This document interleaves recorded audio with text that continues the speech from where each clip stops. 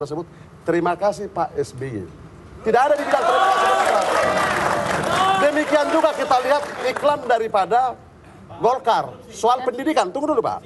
Nanti Pak, tunggu dulu Pak. Soal Golkar.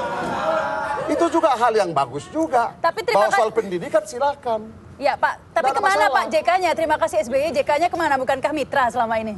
Bukan, dalam konteks iklan Partai Demokratnya Mbak. Tolong jangan dipelesetkan. Silakan. Ya. Soalannya, kalau memang pemerintahan itu bersama, kenapa tidak terima kasih kepada pemerintah? Kenapa harus person?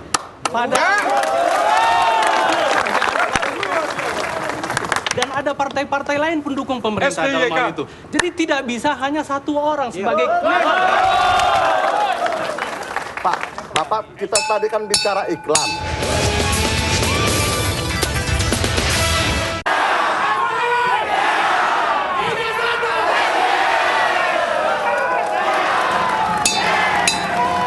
Silakan Pak Joni Allen. Ya, jadi... Menanggapi interupsi tadi? Oh, interupsi yang tadi? Iya. Pertama, bentar dulu. Pertama, silakan bagi semua partai untuk melakukan iklannya dalam perspektif masing-masing. Saya kira kita jangan berdebat di situ. Kita juga melihat iklan Golkar juga bagus soal pendidikan. Silakan yang lain. Saya kira Demokrat tidak akan mau terjebak dalam persoalan-persoalan seperti itu. Tapi bagi kita yang paling penting, apapun kepentingan semua partai, tapi pemerintahan SBY dan JK harus harmonis sampai pada titik. Nah, ya Pak, di Golkar sendiri bagaimana persiapannya? Apakah ini tidak memungkinkan muncul kader-kader lain, misalnya Sri Sultan dan lain-lain untuk diusung sebagai capres atau bagaimana mekanisme atau petanya? Anda tahu di Golkar itu mekanismenya demokratis. Semua orang punya hak. Di anggaran dasar itu tersebut, semua kader Partai Golkar berhak dicalonkan dan mencalonkan. Sekarang ini Anda tahu banyak betul calon-calon presiden yang muncul dari Partai Golkar.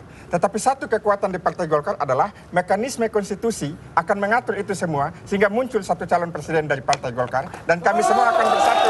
Tapi kan penekanannya adalah Anda katakan bahwa memang segala sesuatunya sama dengan Partai Demokrat akan dimunculkan setelah pemilu legislatif. Jadi memang tidak menutup kemungkinan kan jika akhirnya JK jadi cawapres lagi.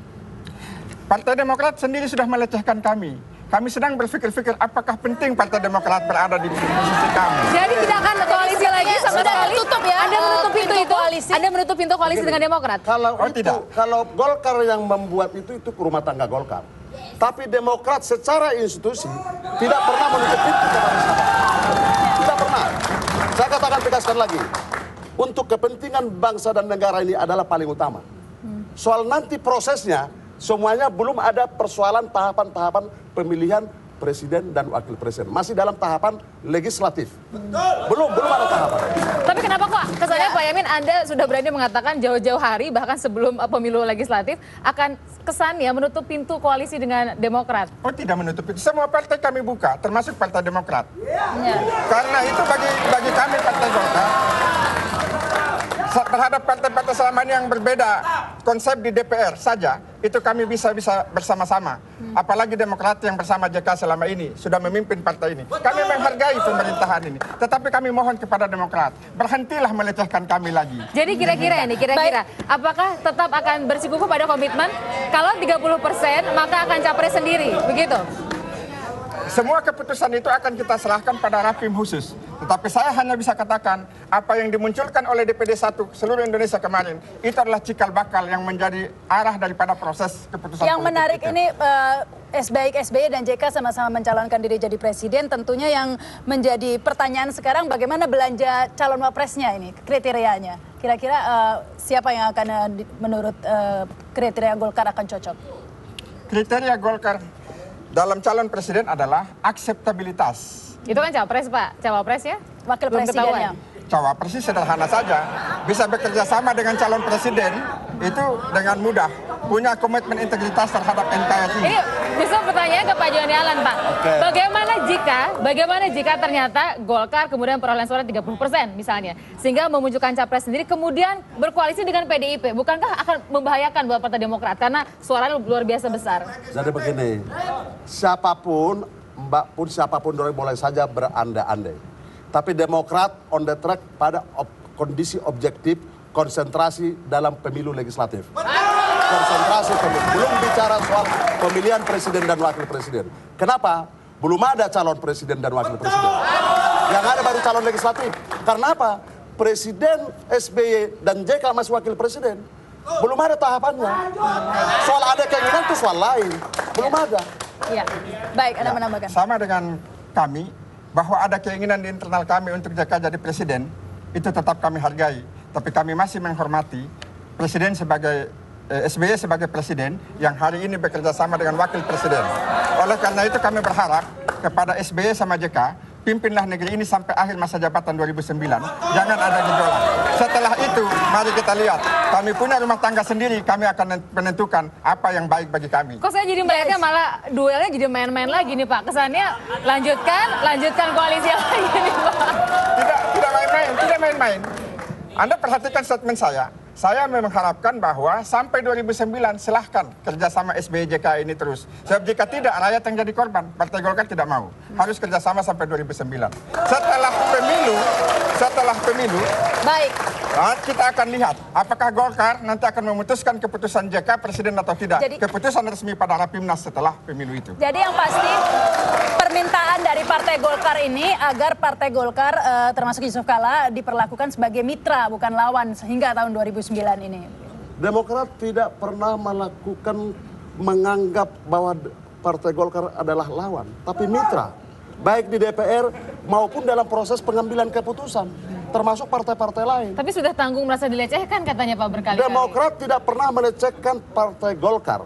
Sekali lagi, tolong saya minta juga teman-teman di Golkar tidak mengeneralisasi persoalan. Tapi kenapa Mubarak tidak pernah meminta maaf secara terbuka bahwa dia Sebentar, Pak. salah? Sebentar, Pak Mubarok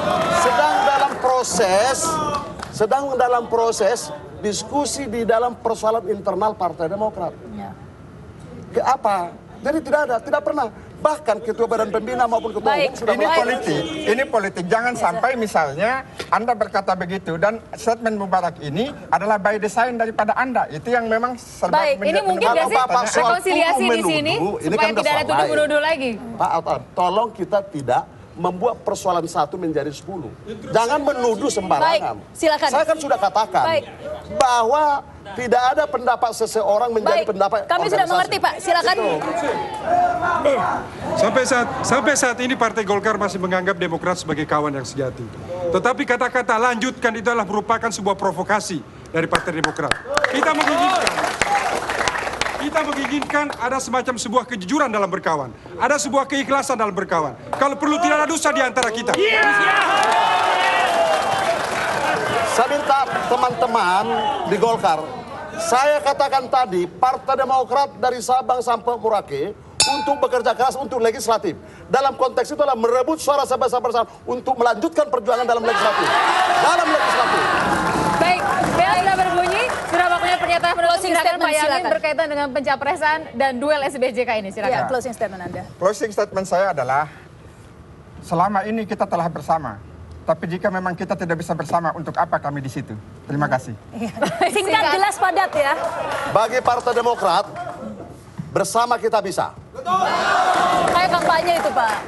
Loh, ini kan soal bersama kita bisa. Kepada siapapun, Demokrat siap bekerja sama.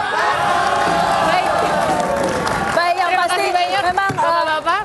ya, Dan ini terima memang kasih. menarik sekali. Jangan-jangan yang kita perbincangkan di sini, yang kita anggap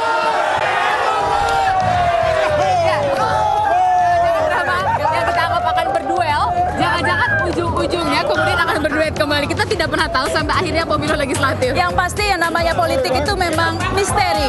Bisa saja hari ini berkoalisi, besok menjadi lawan. Bisa saja 2 tambah 2 sama dengan 23 atau 2 tambah 2 sama dengan 31. Dan masih banyak lagi yang pasti persaingan menjelang pemilu 2009 akan semakin ketat. Rakyat yang menentukan. Ya, saya Tina Talisa. Saya Rahma Sarita. Selamat malam dan sampai jumpa.